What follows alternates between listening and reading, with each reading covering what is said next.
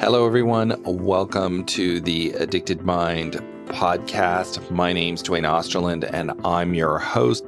Today, my guest is Eddie Capparucci, and he is going to talk about inner child work and porn and sex addiction. He shares his story on a very deep level and personal level about how he was able to use this work to overcome his own addictive process and in time be able to give that healing to others. He's a great guest, and I really appreciate him coming on and sharing his story in such a genuine way. So I really hope you enjoy it. Before we start, I just want to thank everybody who has left a review in iTunes. I really appreciate the support and the encouragement, and that people are finding the Addicted Mind valuable. It just means a lot to me to hear that and to see that. So if you are enjoying the Addicted Mind, please rate and review us in iTunes. And at the same time, that helps get the Addicted Mind podcast noticed, and I really appreciate that as well. Also, we are growing our Facebook community. So if you would like to continue the conversation, you can just go to Facebook and type in the Addicted Mind podcast, click join, and keep the conversation going online. All right, everyone, let's go ahead and start this episode. Hello, everyone. Welcome to the Addicted Mind podcast. My guest today is Eddie Capparucci, and he is going to talk about inner child work and sex and porn addiction. Eddie, please introduce yourself. Hey, Dwayne, thank you for having me on the show. I really appreciate that. As you say, I am Eddie Capparucci. I'm a counselor. I'm a licensed professional counselor. I have a private practice in Marietta, Georgia, with my wife, Terry. I specialize in the treatment of sex and pornography addiction, and I've been doing it for about 10 years now. I also am the administrator of two websites, and that is Men Against Porn and Sexually Pure Men. And I just have a real passion, having struggled through this myself.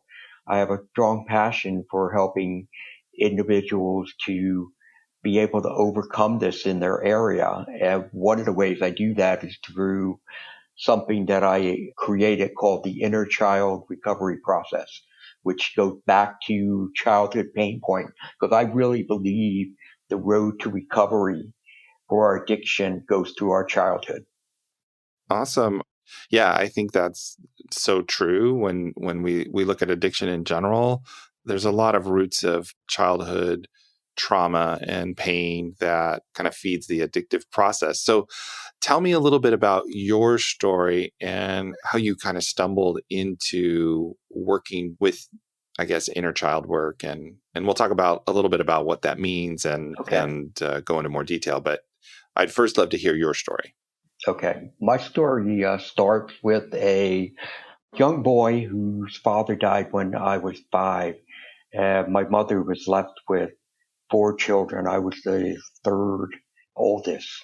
After he had passed away, my mother had a nervous breakdown. And all of us kids were sent out to relatives that we didn't know, and stayed there for about a year while she was recovering. And then we were brought back. And when we were brought back after, because she thought she was ready, but she wasn't. She had another breakdown, and we got sent out again. But now we got sent out to different relatives. Each of us, the 4, we went to our own ways, so we weren't even with our siblings. And now I'm with other people who I don't really know. And I'm there for about 3 months before finally we come back and she'd be able to solidify the family. But again, a young mom, 4 kids, mid-60s, 1960s, and trying to raise us. And I had 2 older sisters, so they were the ones who were always looking after me. And basically, as you can imagine, sisters who are, 16 and 14, they don't really want to be dealing with a 7-year-old boy. They want to be listening to their American Bandstand and things like that. So I found myself very isolated quite a bit as a child, just on my own. And as I got older and I did eventually we moved and my mom remarried, And we moved into a neighborhood that I had quite a few friends that were there. But what it did was it already set the stage for me to suffer with an abandonment disorder, an attachment disorder that dealt with my abandonment. And I didn't know that at the time, of course. But as I started to date when I was about 16, what I came to understand that having one girlfriend was never enough. I needed more. I was soon to later find out what that was about was I needed the backup plan because with the abandonment issue, that meant that, my worldview of my inner child was, hey, the people who love you will leave you. Again, not knowing that, but just thinking, okay, this is just me. I like girls and I'll continue to chase them.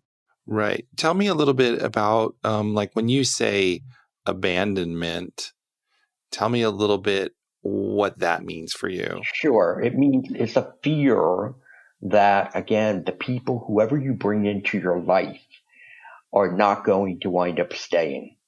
Whether it be that they've discovered that there's something about you that's unlovable, or they're just not reliable people. So therefore, there is this fear that lies underneath the surface. And what you do to protect yourself against that fear is you keep people at a distance. So even the people you become involved with in a romantic relationship, there's a wall that you have up. You're not going to let them that close to you because if you do, you give them the power to hurt you by leaving. See, if I have a wall up and I don't let you get that close to me, if you ever leave me, that's okay. I can replace you. And that early pain that you experienced with the loss of your father, your mother leaving you, you were completely alone. Correct. That's exactly what happened. And But that's again, painful. it is painful. But, as a child, and again, even when my dad died, nobody even talked to me about his death. All it was Right. that he's gone. So therefore, as a child, when you're alone and you're isolated, you're like, okay, I don't want to think about it. I don't want to sit here feeling this pain I feel. So a kid, because they don't have a lot of worldviews, or they don't have a lot of worldly experiences, and they also are their thinking process is more emotionally based than it is cognitively based. They come up with a solution of how do I deal with this pain? And that solution usually is, I'm not going to think about it. And then Right. how do they not think about it? They find ways to distract themselves. Too much television, maybe too much food, a lot of time of fantasy in their own head. And that's where I was. I was always in fantasy in my own head of being a sports star or being an entertainer or being someone who was always noticed. And that went on for long, long periods of my life. But It's kind that's of how like to children make deal up with for that. not being seen when you were a child. I mean, you were left, there was no one there, you were on your own. You had to find some way to deal with that pain. Right, that's a defense mechanism that you create, but and it serves you well as a child. But the problem is when you start to bring it into your adult world and you start to bring it into adult relationships, that's where you're going to have even more difficulty. Right, right, yeah. And so tell me a little bit about how, as you moved into adulthood, that this abandonment wound started to manifest itself. Well, it was already manifesting itself, as I said, when I was about 16, where again, I always needed to have more than one woman in my life. But finally, at 20, I was about 23, 24, and I was very good friends with this woman. And eventually I started to see her differently. And I thought, wow, you know what? Maybe this is the one. This is the one that'll change everything for me. So we did get married. But then after just a short period of time, here I found myself once again looking outside the marriage for companionship and company, even though what I had in my marriage was fine. But again, not understanding about my inner child, not understanding that I had an abandonment issue. I just thought, okay, you know what? I'm still a skirt chaser. And so I got caught cheating. My wife wanted to work it out. I said, no, we can't. There's something wrong with me. I know Right. if we stay together, I'll just continue to do this. So I just moved on and went back into that lifestyle of dating multiple women till finally I met someone else. And I said, oh, this is the one. This will definitely change. And I think, as you're talking, I'm thinking about how this childhood trauma that we have in that moment and all that pain from childhood is there. And then as we move into adulthood, the pain's still there, but we lose like a conscious acknowledgement of it. Like Exactly. we lose a conscious connection to it, but the pain's still there. And then you find all these strategies to cope with like this pain that you in a way don't know is there. That's right. That's exactly right, Wayne. That's what the whole inner child process is that I developed. It is about helping people to go deeper so that they can identify what are those emotional childhood pain points that are still being activated today. See, this is the thing. Take for example my sense of abandonment, which will mean more along the lines of the people who leave you, who love you, will leave you. Well, if anything ever happened where I felt there was this sense of abandonment happening to me today, such as, hey, I go to my wife, my current wife now, who I've been married to for 23 years, and I've been faithful the entire time after doing that work. But if I went to her and I said, hey, you know what? Come on. I really want to take you to lunch. No, I'm too busy. Can't do it. All right. Well, it's fine. Hey, how about dinner? We'll go to dinner. No, I can't do it. All right. And then she come to me and said, hey, by the way, I'm going away for a weekend with my girlfriends. That kid inside me is really starting to get activated because he's Right. thinking Right. she doesn't want you. She doesn't want to be with you. That's not the case. That's not reality. But if I let him run the show, I put myself in what happened if my risk of acting out has increased. I can't, however, let him guide my action, which I have done subconsciously for decades. I now have Right. to take Right. over and be in control. So I have a question. When did you begin to realize that I guess someone else was in control? When did you start to say, wait, man, this is a problem. Like I'm engaging in this behavior and I'm using sex as a way to cope and I'm using addiction as a way to deal with pain. How did you start to see that? Like how did you start to realize like something else is going on here? It was in my second marriage where, again, I have been unfaithful numerous times.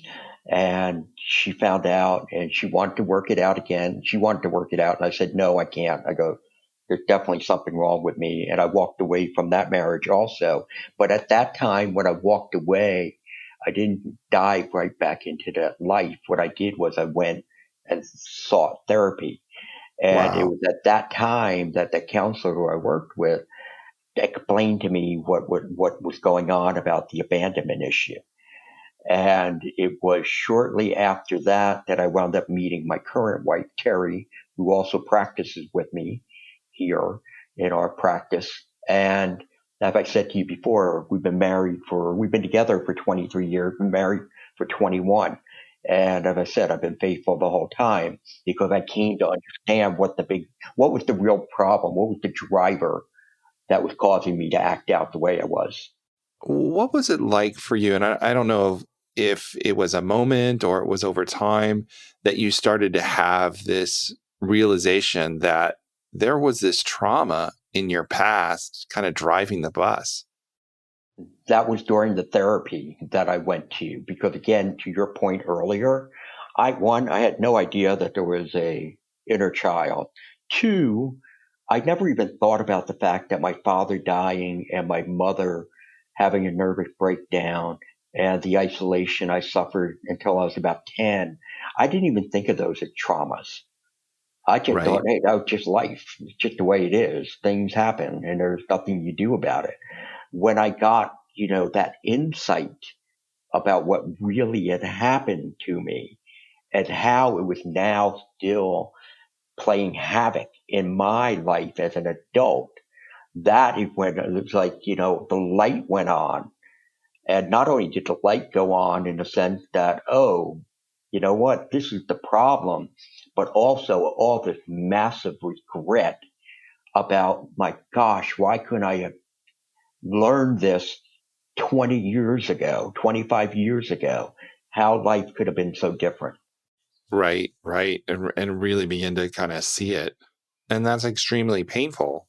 It is very painful to think that, you have created scorched earth in Right, your life and that you've hurt all these people. And I'm not just talking about the two women who I'm married to, but all the other women that I had engaged with. I was using them. That's all I was doing. I was just using them. They were nothing but object to me. I didn't realize that at the time, but right. You didn't realize like how this pain was driving this behavior that was so destructive and not hurtful to others and also hurtful to yourself. hmm right. And that's why when you get that awakening and you start to realize what's behind it, after you get through that period of regret, now what happens is it's like this euphoria, because it's like, oh, I've been diagnosed. I know what the problem is. It's not just that I'm a pervert. I'm not just a skirt chaser as I used to call myself and Right, my friend did. There's something I can do to fix this, because as I pointed out before, I didn't think I could fix it. So I would just walk right, away at those right. times. I think what you're saying, so many people in addiction experience because, you have all this pain, but you're not connected to it. And you just think, I'm just a horrible person. I'm just a rotten person. And you don't realize how much trauma is driving the bus. And then once you kind of have that insight, it gives you hope. It's like, I can do something different now. I can change this. You still have the hurt and pain of your choices that you have to deal with, but I can do something different. I can change it. Right. Right. And to your point, that shame that you feel, because that's what you were describing, Yeah. that is the opposite of what you were just talking about now. Because when you start to feel that ugliness within you, when you start to say, look how, disgusting I am, that just keeps you in the cycle. You got to go back to your addiction in Right. order to forget and not feel. And that's the biggest problem. One of the keys of dealing with sexual pornography addiction, really any addiction, is learning how to sit with that emotional pain and understand, you know what? Sitting with it, feeling it, it's not going to kill me. Going to be Right. uncomfortable. Going to be uncomfortable, but it's not going to kill me. So let's talk about your inner child work and using that as a tool to start to shift this. Yeah, the inner child concept that, as I said, I came up with, basically what it does, it provides insight. And that's what we've been talking about here. I told you my story. I'm helping I'm helping men understand why. Why do I engage in addictive behaviors? And with that knowledge, what that's going to allow them to do is to be able to stay one step ahead of their addiction by identifying what are those core emotional triggers that activate their inner child. So what I've identified are 9 different kids. For example, I'll just run off the names for you right now. The bored child, the unaffirmed child, unnoticed, the emotionally void child, the lack of control kid, the entitled child, who's one of the most dangerous of all of these, the inferior and weak kid, the stressed child, and the early sexually stimulated or sexually abused child. Now, what happens is people go through my process and they look at these children and they read about them and what happened that they became that way. And then they start to feel, oh, you know what? I identify with 3 or 4 of these kids, which most people do. Although there are a lot of folks who identify with all 9, but there may only be 1 or 2 points within several of them that they're identifying with. But once they do that, then what we're doing, we're saying, okay, so what are the emotional triggers that are associated with each of these children. Like, for example, the unnoticed child is one of those triggers could be I feel invisible. So therefore, if hey, you're at work and you're walking through the hall and you say, hey, Bill, how you doing? And Bill just walked right by you. Because Bill's probably just in another world at the moment. He's not thinking.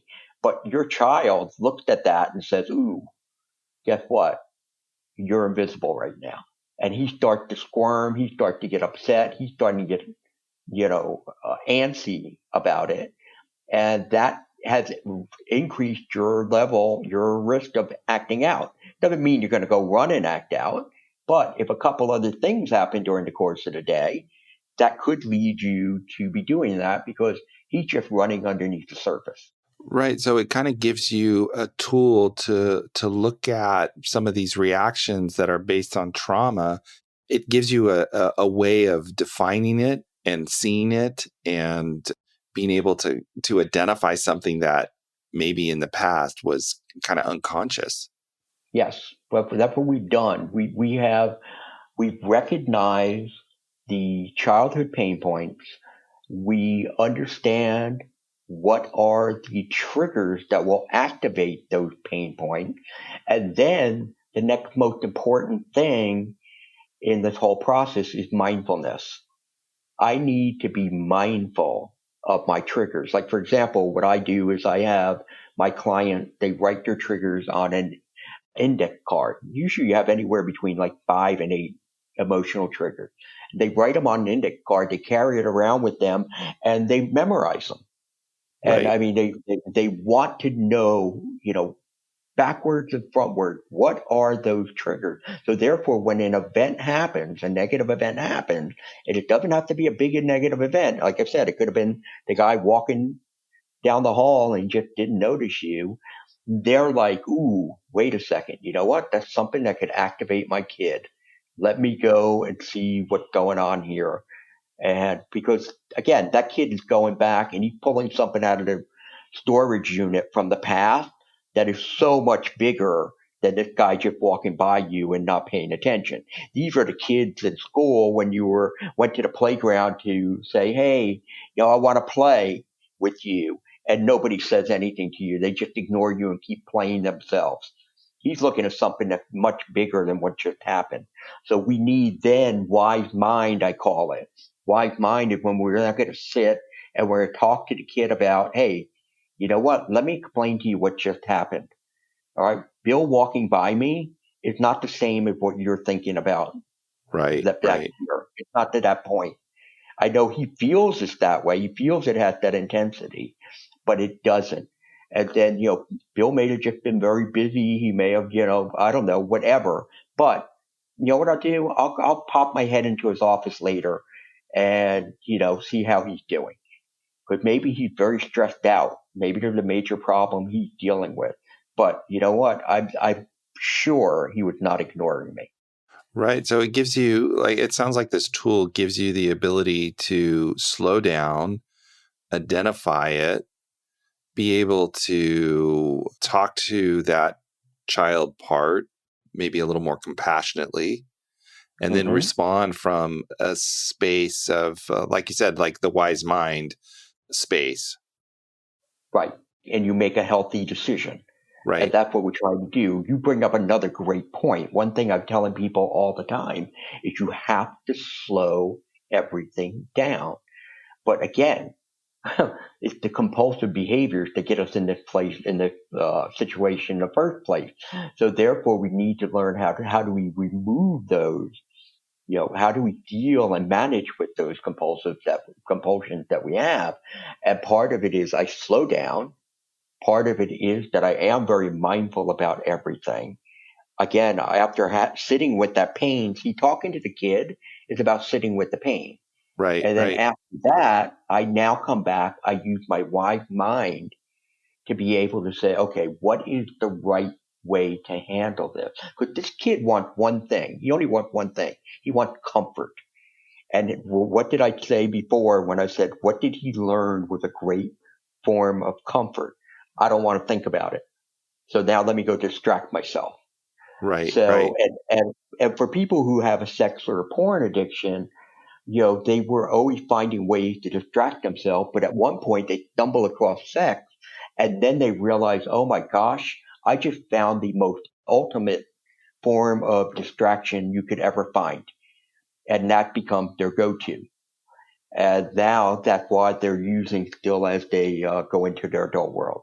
Right. It works. I mean, that's a thing that, It does work. sex and porn and any other addiction does is it takes you out of your body. You don't, it's easier to feel sexual arousal than it is to feel depression or abandoned or left or hurt. I can just turn that off by engaging in this behavior.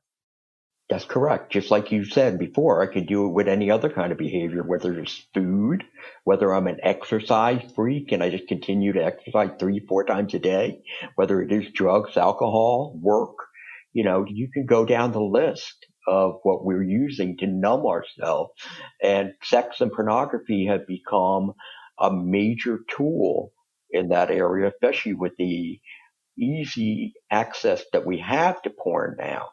And that's why I'm very, very concerned about the next generation that is now looking at this stuff, even at the ages of 10 and 11. For me, when I was younger, if I was to find porn, I had to stumble across it.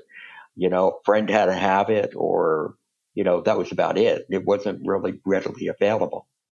Right, right. Yeah, definitely. And I think we're going to have to sit with that for a while to see how that impacts this next generation, because this is something really new that humanity across the world, I think, has never really experienced is, high-speed internet porn. So it is definitely going to be it's a big experiment. We'll see. We'll see Right. how it impacts us. But I believe one thing that for certain that is going to happen with this is because our kids are learning about sex from watching pornography. What's going to happen is young boys are going to be taught it's okay to objectify girls, Right. and young girls are going to learn it's okay to be objectified. Right. And that is going to be a disaster. Yeah. Yeah. We're gonna see how that plays out in our culture, and I hope that we'll be able to have a healthy conversation about it and what that's going to be, and if people need help and support, they can be able to get that. So tell me a little bit more about, as you've done this work with people, how has it impacted your life? Well, I mean, for me, this was a calling in my life. Before I became a counselor 10 years ago, I was in corporate America. I was a marketing and advertising guy. And as you can imagine, I'm living kind of the wild life and making big bucks and Yeah. getting a lot of perks, all the things. And that was my whole life. And it was after I married my third wife that I started my relationship with God and Jesus Christ. And with that, I became closer, and my connection with him turned me to a point where I heard him say, hey, you know what? I got something else for you to do. We're moving away from corporate America. You're leaving it. I want you to be a Christian counselor. And that's what happened. And I went back to school, got my master's degree, did all the state work that needed to be licensed. And then I opened up as just a generalist. I was going to see everybody. I was seeing people with anxiety. I was seeing people with depression. But then what happened in a very short time is these guys started walking into my office who were struggling with pornography and sex. And I was like, oh my gosh, this is me 15 years ago, Right. or Right. not even 10 years ago. I cannot believe this. And with that, when I saw that and the numbers started to grow, I said, you know what? I got to go and get my certification in this area, which I did. I got several. And that's what I focus on. My business is strictly dealing with trying to help men overcome, really manage their pornography or sexual addiction. And for me, it's been a blessing. I've never felt more at ease than when I'm sitting in that counseling chair across from people. And I know that sounds crazy because, again, you think about the stories that come at you. I mean, they're heartbreaking. Right. But Right. They men are. who get involved in this process, they become giddy about it. It is an exciting thing. And why? Because they're learning about themselves. They are getting all this self-reflection that they never had before. And now they see themselves as broken and not bad. Okay, I'm a broken person. There are things that happen in my life that set this wheel in motion. But I now have the ability to stop that wheel from moving. And I Right. have the ability to be able to do good things moving forward. Right. I mean, it really sounds like you were able to take your own trauma, transform it, and then use that as a tool to help other people who are suffering. That's exactly right. That's exactly what happened. Being able to do what I did. Now, again, what I was going through and doing all of this, I didn't have 9 different children identified. All I knew what my major pain point was. And that was the fear that someone's going to leave me. So see, what I was always doing is I had 1 foot in and 1 foot out. And therefore, what I was doing, I was leaving people before they could leave me. Very interesting fact. No woman's ever left me. So that fear that I had, it never came to be except in my own head. So therefore, again, it was not something I really needed to be scared of and frightened of. But if you don't know what it is that's driving it, then there's no way that you can ultimately come up with the conclusion and the solution for resolving the problem. Definitely. I think that's so important to be able to have the language to be able to speak about your pain and your hurt gives you the ability to transform it. And then reaching out for help is just, that's the biggest part, right? Absolutely. Well, I mean, that people have to hit that point where they do want change in their lives. Right. I get folks who come in here because their wives drag them in, and they'll be talking to me and they'll be like, "Well, you know what? I don't see any issue with pornography. It's not like I'm with another woman. I don't understand why she's so upset." And then I have to sit there and I have to complain about how, what you're doing is you're eroding her self-worth. She's thinking that you want something different, that you are not happy with her appearance, and therefore it's like a slap in the face to her. And the other thing I need to try to talk to them about so they can understand is, you know what, I'm of the belief that no woman who has a very secure attachment is going to enter the world of pornography. And the reason the way I look at that is I ask the question, tell me the time when you met a 12-year-old girl and you said, what would you like to do when you grow up? And she said, well, I think I want to take my clothes off in front of a camera and have sex with strange men and women. I go, when did that happen? And no person's ever been able to answer that question for me. Now, do I think there's some young girls out there who may look at that and say, well, that sounds like it's kind of cool? Yeah, I do. But you know why? Because somebody's already hurt them. Their self-worth and their self-esteem has already started to be eroded.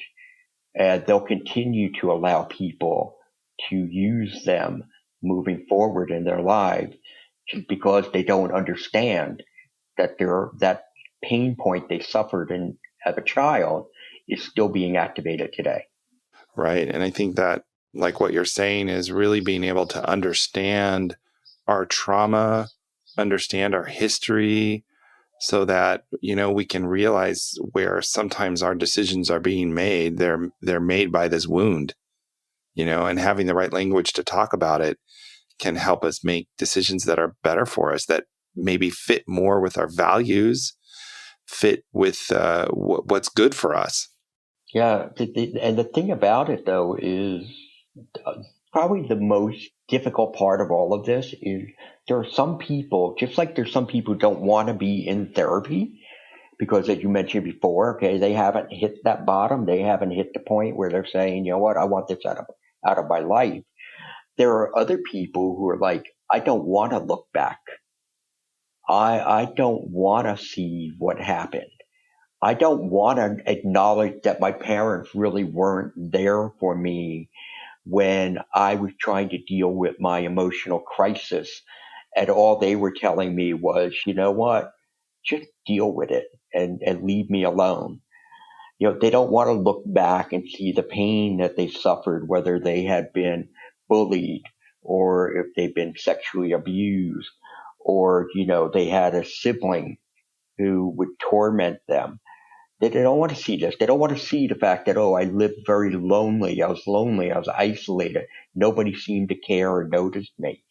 And that's where I have to very gently start to walk them back there by demonstrating to them through my story as well as other stories of, hey, folks, you know what? There's a benefit to going back and looking at this. And we're not going to push you. We're going to go at your pace, at your speed. But when you look at it, you're going to see that there is something you get out of it. And as I said, when that does happen, and while that is difficult, the more and more they learn about themselves, they get very excited about the process and what has gone on in their life because they've seen real change.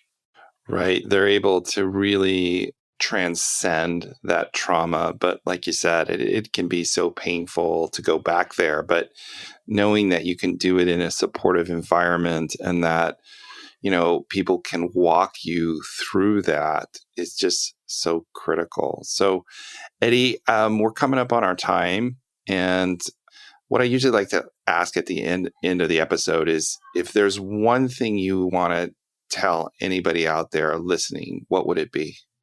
Well, it would be that, you know what, it's very difficult to admit that you need help. And you're dealing with a lot of shame and guilt. You feel like, you know what, I'm the only person in the world who's really at the depth of despair that these things can bring to me. And that's not true. There are many, many people who are dealing with the same kind of pain that you have. And I would just ask that you please have the strength and the courage to step out and say, hey, you know what? I do need help. And because there's a lot of great resources that are out there that you can tap into so that you can make those substantial changes in your life and that you can finish strong. Thank you so much, Eddie, for saying that and to encouraging people to reach out. How can they find your information or how can they get a hold of you if they want to get more information? Yeah, they can go to the website, Inner Child-Sex Addiction.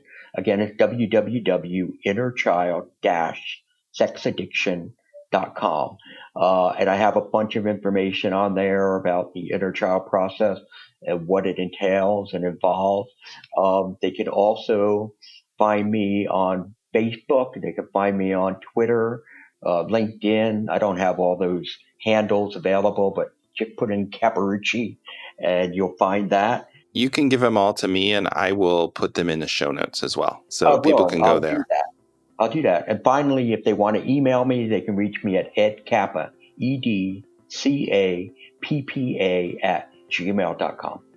Eddie, thank you so much for coming on to the Addicted Mind podcast and sharing your wisdom. Well, thank you, Dwayne, for having me. And again, I really appreciate all the work you do, provide education, and more importantly, to provide hope and inspiration to people. Oh, thank you. You too. All right, everyone. Thank you for listening to the Addicted Mind podcast. All the show notes will be at theaddictedmind.com/103. All right, everyone. Thank you for listening to the Addicted Mind podcast. Thank you for rating and reviewing it in iTunes, and thank you for sharing it with a friend. I hope that you have a wonderful day, and I will talk to you on the next episode. Take care.